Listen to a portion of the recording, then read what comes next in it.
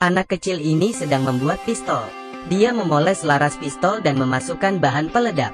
Kemudian membuat penutupnya, akhirnya dia berhasil menciptakan pistol. Ketika ia tumbuh dewasa, ia mengikuti hobinya dan menciptakan generasi pertama dari AK-47. Ini adalah senjata yang paling banyak membunuh orang. Dari tentara hingga pemberontak pernah menggunakannya. Karena harganya murah dan stabilitas yang tinggi. Penjualan melampaui ratusan juta, dan menjadi juara pertama di dunia. Ini adalah senjata yang diciptakan Kalashnikov pada tahun 1947. Diberi nama AK-47. Tahun 1941, tentara Jerman menyerang ke tanah Soviet. Kalashnikov adalah komandan tank. Namun dia terluka saat perang, dan akan diantar pulang untuk penyembuhan. Mobilnya terjebak di tanah. Kalashnikov dan letnan pergi ke desa untuk mencari kuda. Akibatnya, mereka bertemu tentara Jerman. Letnan segera menembakkan pistol, tapi tentara lain bergegas keluar. Pistol baru letnan tersangkut. Kalashnikov segera menghabisi prajurit lain. Saat di atas kereta kuda, Kalashnikov segera menemukan alasannya. Laras pistol kemasukan air dan pistol juga tidak bertenaga. Letnan merasa sangat penasaran. Bagaimana dia bisa mengetahui semua ini? Kalashnikov bilang dirinya ada mimpi untuk membuat senjata. Tahun 1942, setelah Kalashnikov sembuh dan akan pulang rumah, kereta penuh dengan tentara yang terluka. Seorang prajurit yang cedera berkata, "Jika ada senjata bagus maka kerugian prajurit akan menurun." Kalashnikov mengeluarkan bukunya dan berkata ingin membuat senjata yang bagus. Prajurit itu sangat terkejut. Ini semakin memastikan keinginan Kalashnikov untuk membuat senjata. Jadi dia tidak pulang rumah. Dia datang ke pabrik mesin kereta tempat dulu dia bekerja. Dia bilang dia ingin membuat senjata di sini. Tapi pemimpin berpikir dia terlalu naif. Ini bahkan sedikit konyol.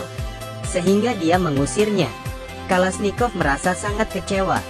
Tapi sang kuasa memberikan kesempatan. Seorang jenderal baru saja kembali dari perang. Dia segera menghampirinya dan mengatakan apa yang dia pikirkan. Tak disangka dia mendapatkan surat rekomendasi jenderal. Pemimpin hanya bisa mengatur tempat untuknya. Kalashnikov tidak mengerti cara desain. Dia mulai menggambar dengan luka-lukanya. Ini adalah perjalanan AK generasi pertama. Kalashnikov tidur di bengkel di malam hari. Ada orang di sebelah PLTA. Dia ingin meminta bantuan. Tapi pemimpin sangat tidak setuju. Tapi saat ini dirinya tidak bisa melakukannya sendiri.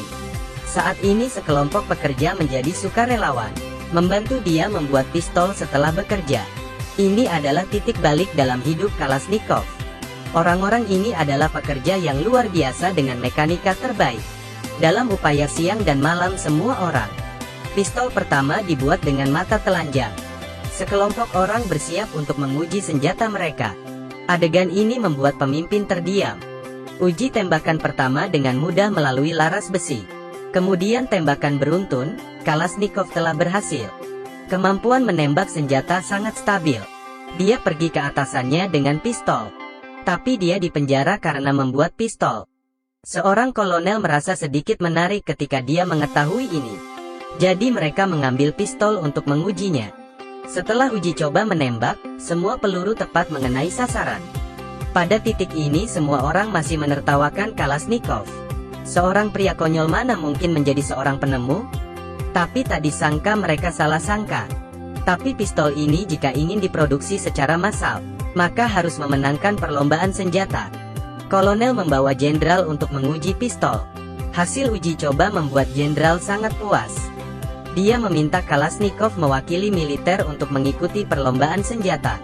Itu membuatnya sangat bersemangat. Kalashnikov dikirim ke Moskow. Ada lembaga penelitian senjata di sini. Kalashnikov juga memiliki kantor independen yang lengkap. Tapi sekarang ada masalah, dia tidak mengerti desain. Sehingga tidak bisa menggambar desain senjata.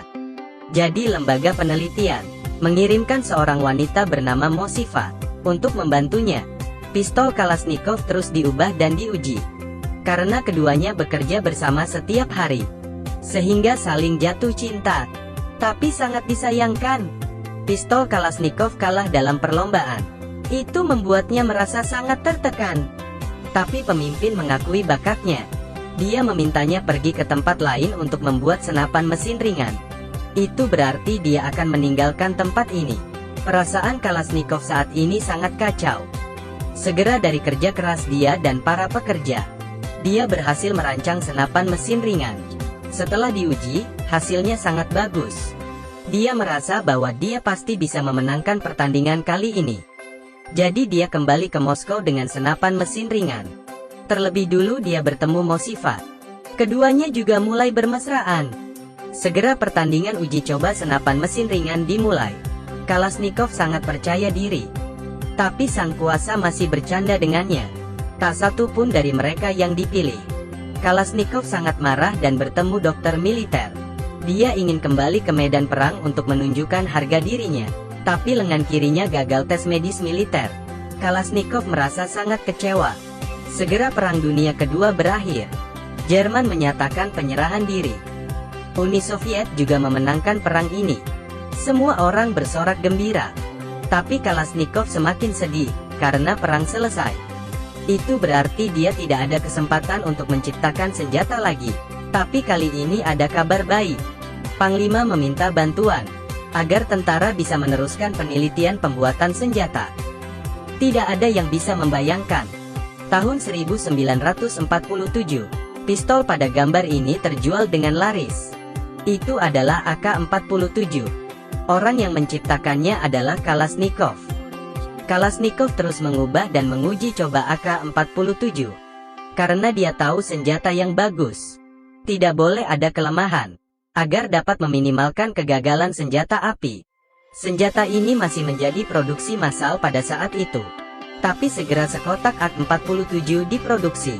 Kalashnikov dengan hati-hati membongkar dan merakit pistolnya. Dia tidak sabar untuk melakukan tembakan uji coba di lapangan. Tapi lapangan telah diambil oleh pesaingnya. Dia tidak bisa menunggu satu hari pun. Tak berdaya, dia menemukan ember besi kemudian menggambar sasaran. Setelah beberapa kali tembak berhasil mengenai sasaran. Kemudian tembakan beruntun dan sangat stabil. Suara tembakan yang kuat segera menarik perhatian sehingga Kalashnikov ditangkap. Saat ini, dia melihat lubang peluru pada laras besi. Dia merasa sangat bahagia, karena hampir tidak ada yang tidak mengenai sasaran. Segera kabar ini mencapai telinga Jenderal Kardif. Itulah orang yang merancang pistol ini. Dia ingat pistol Kalashnikov dalam perlombaan sebelumnya. Dia bilang dia ingin melihat pistol baru Kalashnikov. Kalashnikov mengambil AK-47 keluar dari lemari. Di depan jenderal, dia melepaskan semua bagian pistol. Karena desainnya cukup sederhana dan jenderal juga sangat berpengalaman. Dari pandangan pertama dia tahu pistol itu akan menang.